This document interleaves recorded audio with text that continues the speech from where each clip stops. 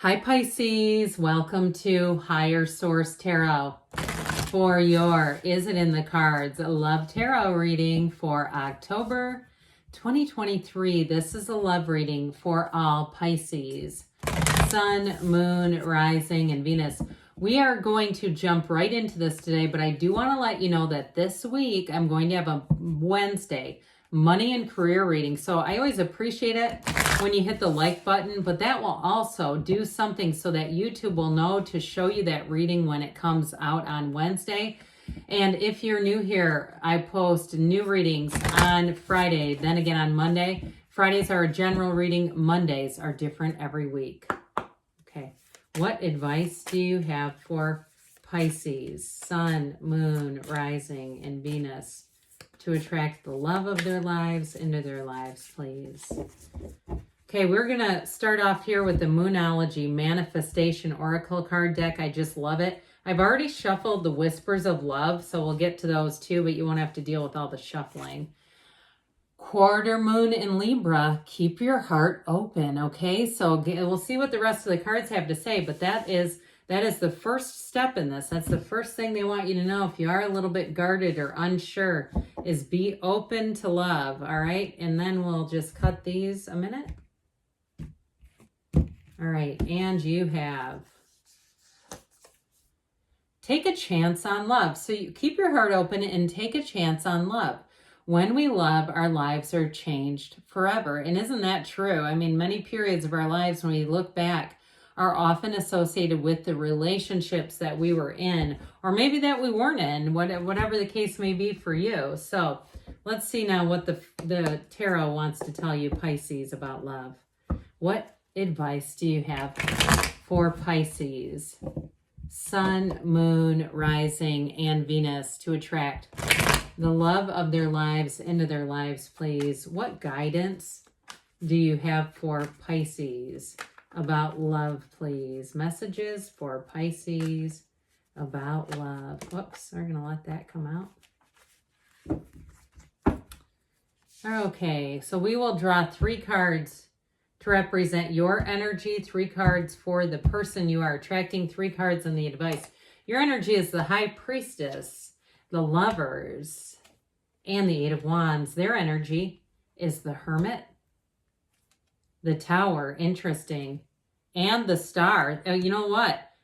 The Star comes right after the Tower. That's kind of a big deal. In the advice, you've got the 2 of Pentacles, 2 of Wands. 2s are about partnerships. 5 of Swords. Again, this is the advice, not the outcome. You also had this Page of Cups come out. So for some of you, you may have somebody who wants to come back around, but boy, do they have an interesting energy. I like their energy. Okay, I have no issue with it, but they have 3 major arcana. This person has gone through a major transformation. I heard metamorphosis. I feel like they have had some big turning point in their life. And if it's not next, that's okay. But I still feel like that regardless. It may be somebody who got sober or who lost all their money and had to rebuild. There's something about that Tower that honestly makes them pretty spectacular. This is a badass. This has been somebody who's got some experience, and in a profound way, it has changed them for the better. But I love this Page of Cups. I feel like this represents the kind of relationship you're attracting. It's soft, it's gentle. This page cries at rom-coms. This page is intuitively sensitive and leads with their heart, experiences life to the fullest. And so I do feel like it's a relationship. If you've been out of the market for a while, off the market, okay, if you haven't been dating, you're ready. I do feel like it's all, though, about leaving behind old patterns, leaving behind, especially too, if you are a bit guarded because you had a difficult ending in a relationship. I feel like they're trying to tell you it's time to take a chance on love. And this to me is like that calm weather after a big storm when the sun is peeking out and you know everything's going to be okay. That's what this says to me. This Page of Cups says, you know, let's get to know each other. Let's fall in love. Let's let our guard down. So you're attracting someone who, like I said, they've loved their energy. They are solid and they are interesting. This is a person who would be fascinating to get to know. But I also feel like they're ready to commit. They've been through it and they understand how valuable a relationship is. So you're ready too, by the way. You've got this pump is plenty primed and it is ready. So you've got Gemini, we've got Aquarius and Virgo here. We've got 5 major arcana. I feel like that's significant. So with this High Priestess energy, she's the card of the Virgin, just so we're clear about that. So you also, too, if you had a period of celibacy, I don't see that continuing here. So get yourself ready for that, whatever that means for you on a personal level.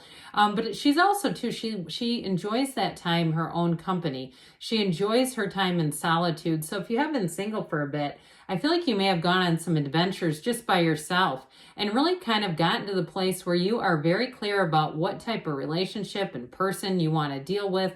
I just don't see you settling or, that willow tree, that flexible willow tree that we talk about. I don't see that really in you in terms of bending down and leaning down to be joining people that are just not ready for a relationship. With the Lovers, you're attracting your soulmate. You're attracting a love of a lifetime. This is the kind of relationship that changes how you see the world. You are going to have new experiences with this person that you would not have had otherwise. I feel like they're fun, they're adventurous, they're creative, but my God, do they understand the value of a beautiful, loving, committed relationship?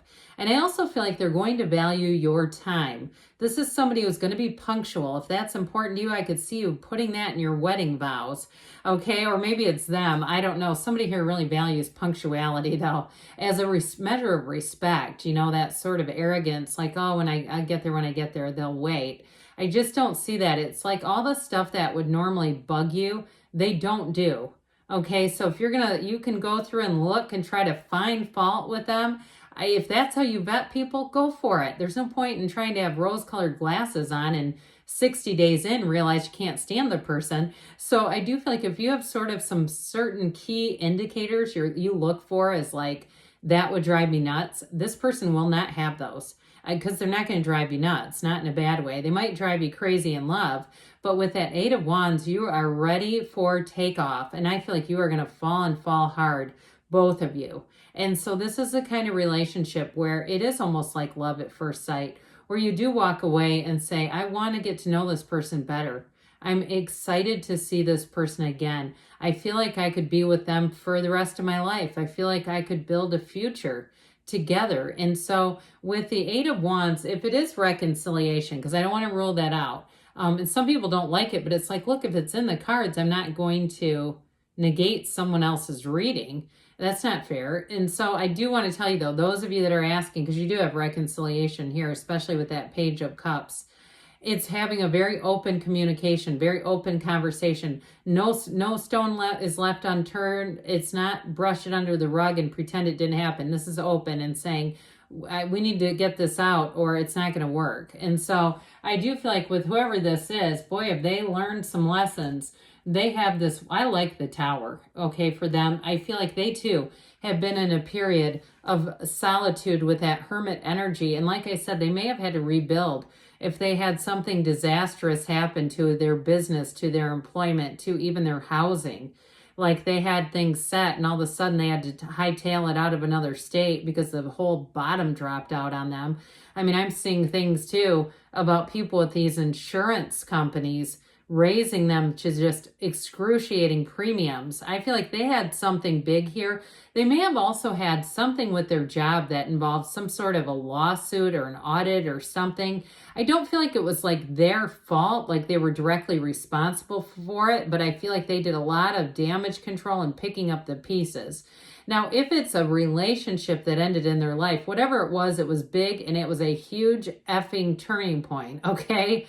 And so with the energy of the Tower, that is an awakening. It's a breakdown for a breakthrough.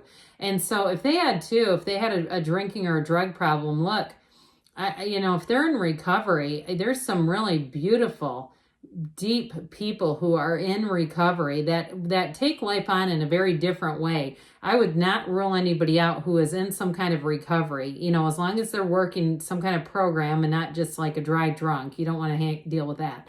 But somebody who's working a program, I do feel like they've got that star energy. That is the goddess of truth. They know who they are. They're not trying to grow up with you. They're not looking for a parent. This is somebody, like I said, who's been through some trials and tribulations and come out on the other side. And with that star energy, they may be working on a book, like whatever it is, it feels fairly big, or even a screenplay. I feel like there's something about them that they're trying to document whatever happened there. And so, but I also feel like they have a healthy detachment from it. It's not like they're trying to document it because they're obsessed with the past. I feel like that star card, even though maybe they're an Aquarius, that could be too, embodies who they are. It's like that light at the end of the tunnel, that beautiful energy of faith and moving forward with things. And this is somebody too who has an unyielding faith. They have faith in the unseen. And whether it's the, God of their understanding, however they want to describe that, they don't just talk the talk, they walk the walk. And I think you're going to find that sexy as hell about this person, because there's something about it. They're not pushy with it either. They're not here to evangelize others. So you've got 2 2s here and a 5. You've got partnerships, but you've got to change. And so again, this is advice. It's not the outcome. With that 5 of Swords, I feel like they're saying we're going to detach from conflict, from negativity. And so for some, you may meet people along the way that are not this person. Okay, that you kind of butt heads with them a little bit, or you get a little taste of something you don't like. And I feel like you're going to say, that's not the one, and you're going to keep it moving. Or they're trying to encourage that at least. With the 2 of Wands, so you're manifesting this person. The 2 of you are manifesting a beautiful partnership. So these 2s are about partnerships, and so there's growth, there's fun, your ships are coming in is what they're trying to tell you. So yes, it's in the cards here. Let's see, Pisces, what the angels want to tell you. What else does Pisces need to know about love, please? What messages do you have for Pisces?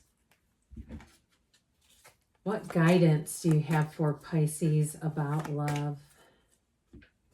Messages for Pisces, please.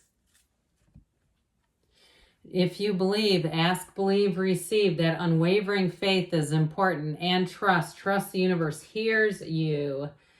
Get more information. We've got here, you do have communication coming in. Take action. And you've got a yes. You create your own reality. You can have, do, or be anything. I love you, Pisces, and I'll be back again soon.